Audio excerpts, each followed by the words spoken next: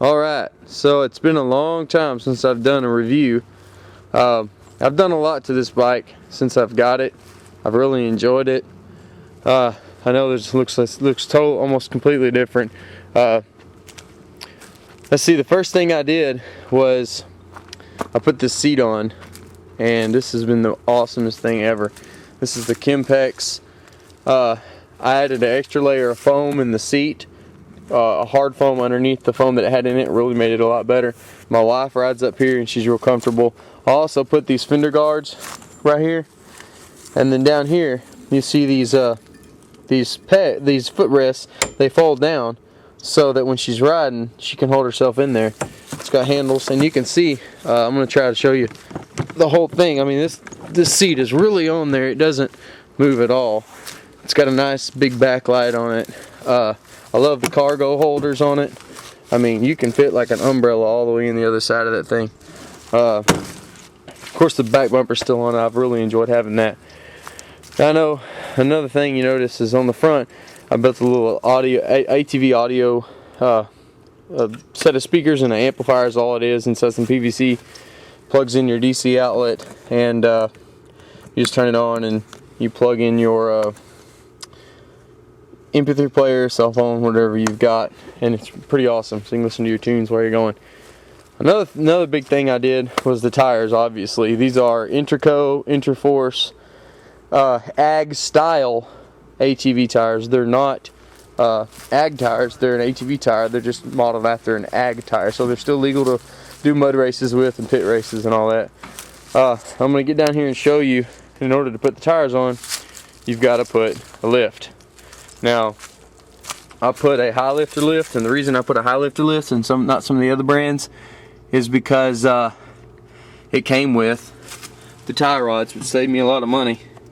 Now, see, if you look, the tie rod, it's got a bend and another bend, which makes up for the lift, so that your steering is still good.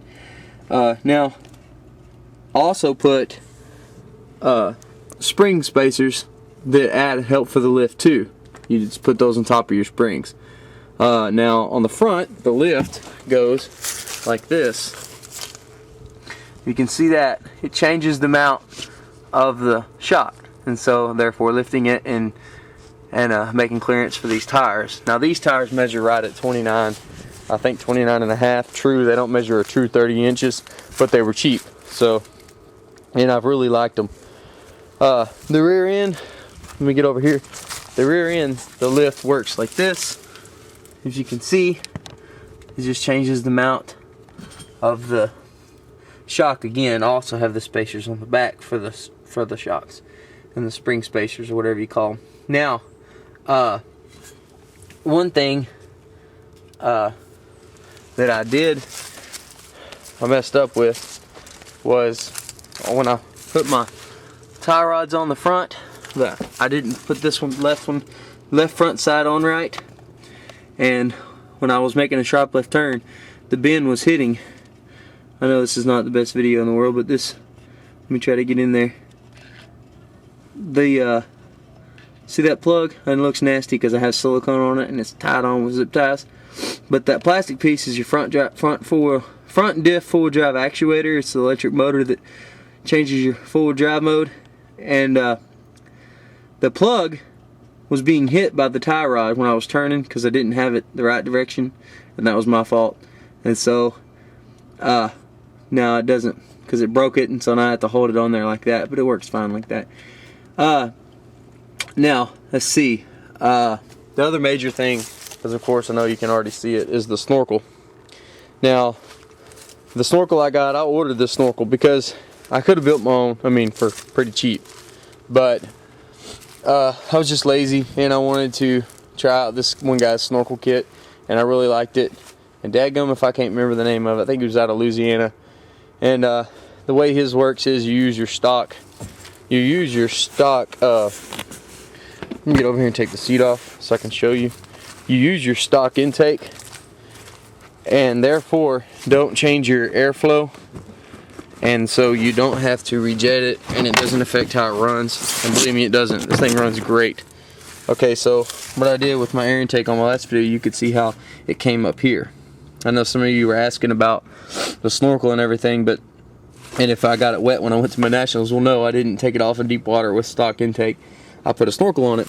Well, all you do is you can see, that's hard to see, I know, because the sun is shining in the shadows and everything, but the air air intake usually came out and then went up to here. But I just popped it out of here, turned it down, and it comes out the side right here, and it has a 90 flexible rubber connector, and then I siliconed it and used hose clamps. I have some crappy tape on there just to cover the hose clamps, and then it has this nice flex pipe here, and then a heat shield, and then it goes up, has a hard plastic 90 there with some more flex pipe, and it has some special 45s and whatever to make the bends. And all you do is drill a hole right here, comes out, and there's your main air intake. Your engine, oh gosh, your, what do you call that, your head vent or whatever, crankcase vent, it just runs into your line, into your air hose, and it's sealed. You can use the same factory one, it stays sealed. I didn't have to worry about it. Now my other lines, you see I have my rear vent, my carburetor, and my front diff vent all right here. My carburetor vent is right there, and then my front diff vent is right there. Can you see it? Black hose. And my rear diff vent is right there. Anyway, I just ran them with zip ties and whatnot, and it works really well. I mean, it's sealed up and it's awesome. So just a second, let me put the seat's back on. Now the Big Bear, I will say this, you put these big tires on it, it does change the gear ratio quite a bit. It is, you got to work the gears a lot more to get your power you need.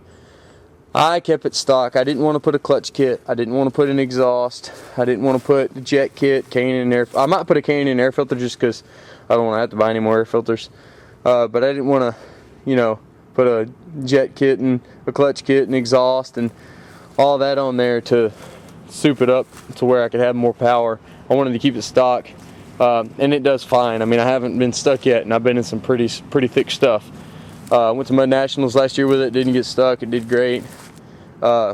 Anyway, so far as the bike goes, I've really enjoyed it. I mean, I love the fact that I can put all the lift and the tires on there, and it handles them fine. It starts up and runs just as good as it always has. I mean, I always run my carb out of gas, every time I put it up, but I mean, the thing just starts up like brand new. I mean, I've really enjoyed this bike. Now, another thing I did do on it when I did the snorkel and everything was my pull rope here. I siliconed it really good and stuck it on, that way it's sealed so water doesn't get in the pull rope area here.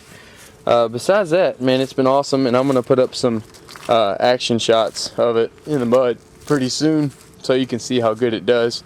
If you have any questions, just let me know. I know I'm not the best at responding, but I'll try to do my best on that. So thanks a lot for watching.